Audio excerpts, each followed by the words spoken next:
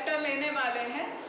यहाँ से आपको और एक जो हिंदी की विधा है, जैसे आप निबंध लिखते हो, जैसे आप पत्र लिखते हो, या जैसे आप छोटी सी टिप्पणी लिखते हो, वैसे ही आपके सामने एक नया जो निबंध का एक प्रकार आ रहा है, वो है आत्मकथा। आत्मकथा किसे कहते हैं? आत्मकथा वही इंसान लिख सकता है जो जिंदा रहता है। कोई भी जिंदा इंसान है वो अपनी जीवनी या अपने जीवन में, उसके जीवन में जो जो भी हुआ है वो चीज़ें जब वो लिखता है, और वहाँ तक लिखता है जहाँ तक एट प्रेजेंट वो है, यानी कि जब जहाँ तक वो अभी है, उसे कहेंगे हम आत्मकथा। आत्मकथा में क्या आएगा? जहाँ पे उसका जन्म हुआ और आज तक उसका जीवन जो भी व्यतीत हुआ है, उसके जीवन में जो जो भी घटनाएं हुई है, वो सब आएगी आत्मकथा में। तो आत्मकथा तो हर किसी की हो सकती है ना? जो भी चीज़ बनती है या जो भी चीज़ हमारे सामने है या कोई भी इंसान है, वो सबकी आत्मकथा पॉसिबल है ना? वो सबकी आत्मकथाएं हम लिख सकते हैं।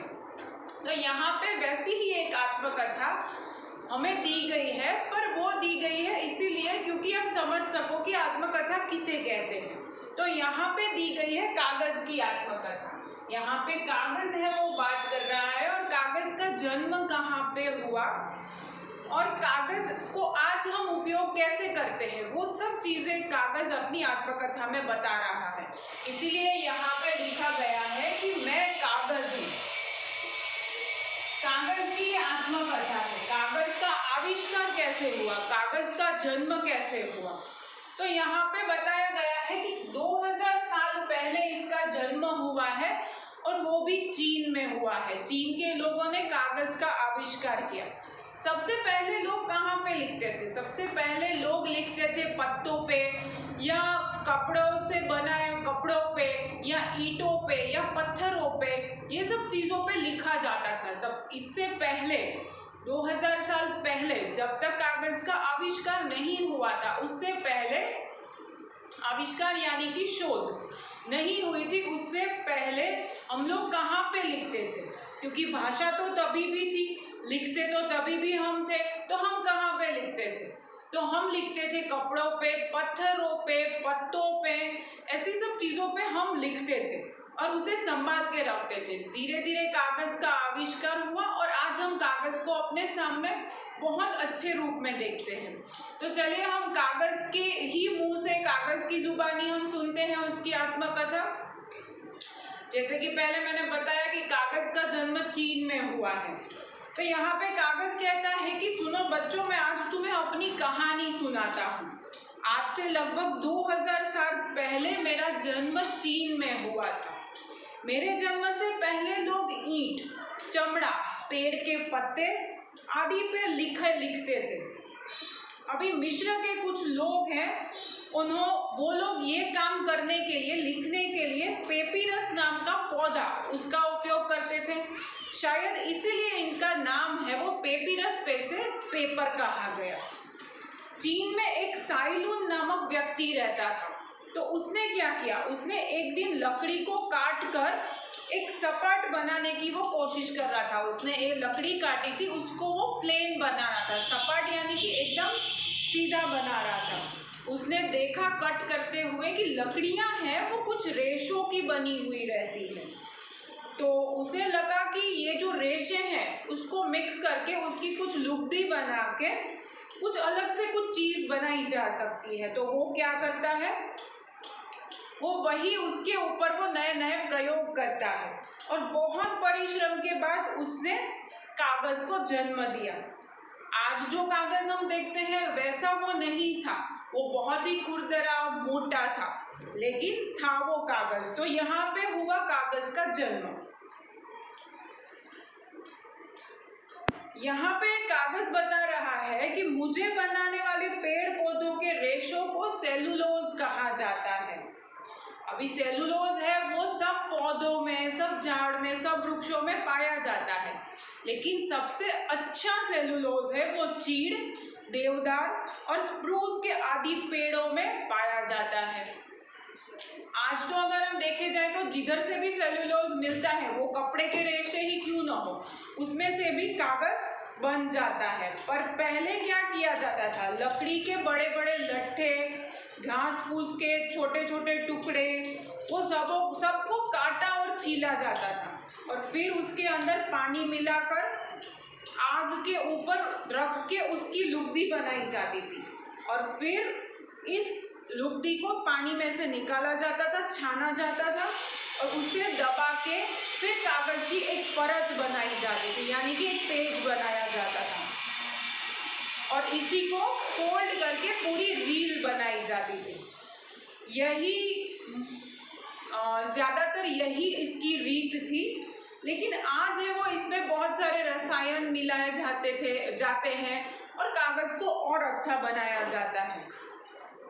आज जो है कागज़ का उत्पादन फैक्ट्री में होता है और उसे पेपर मिल कहा जाता है, ये हम सबको पता है।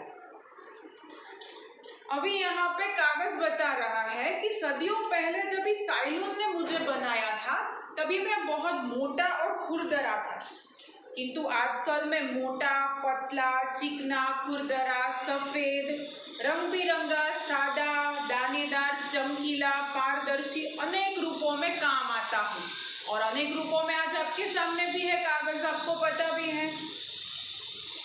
छापखाने के आविष्कार के बाद जैसे ही मिलें बनी, कागज़ मिल बनी, तो उससे क्या हुआ, उससे कागज़ की मांग भी बढ़ी और लाखों में समाचार पत्र बनने लगे, पत्रिकाएं बनने लगी, पुस्तकें बनने लगे कागज़ में से, चिट्ठी भेजने वाले लिफाफे बनने लगे, पोस्ट कार्ड बनने लगे। ये सब हो गए कागज़ के उपयोग की। ऐसे ऐसे कागज़ का उपयोग भी बढ़ गया जैसे जैसे कागज़ बनने लगा।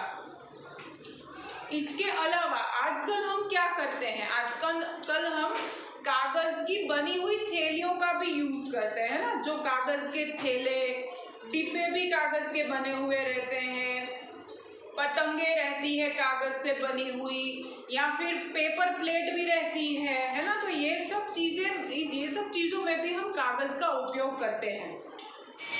कागज़ यहाँ पे कहता है कि अगर मैं ऐसा कहूँ कि मैं सबसे बड़ा हूँ तो आप बोलोगे कि मैं अभिमान कर रहा हूँ, पर नहीं, ये बात भी सच है कि मैं सबसे बड़ा हूँ।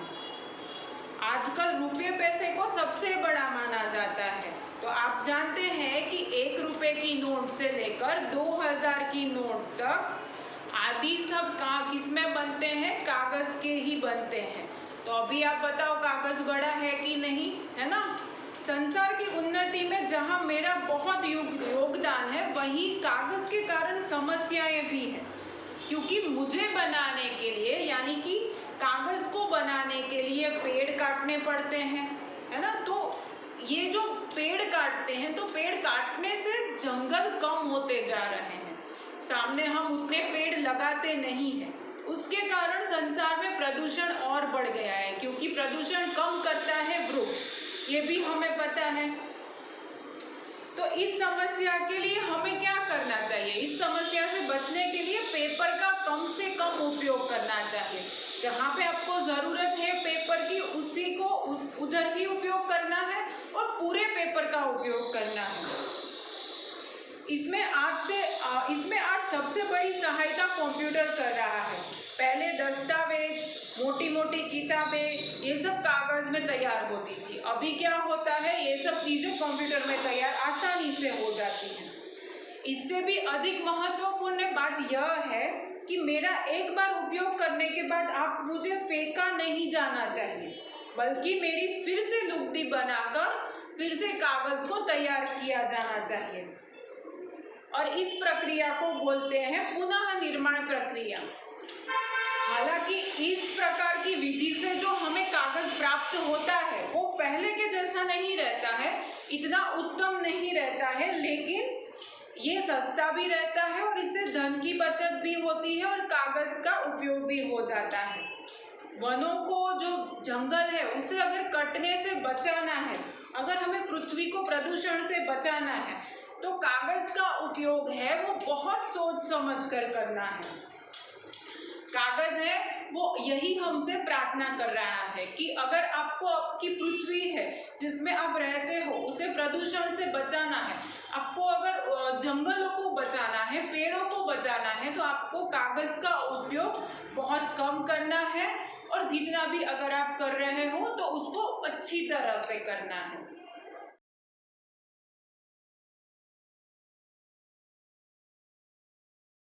आभार।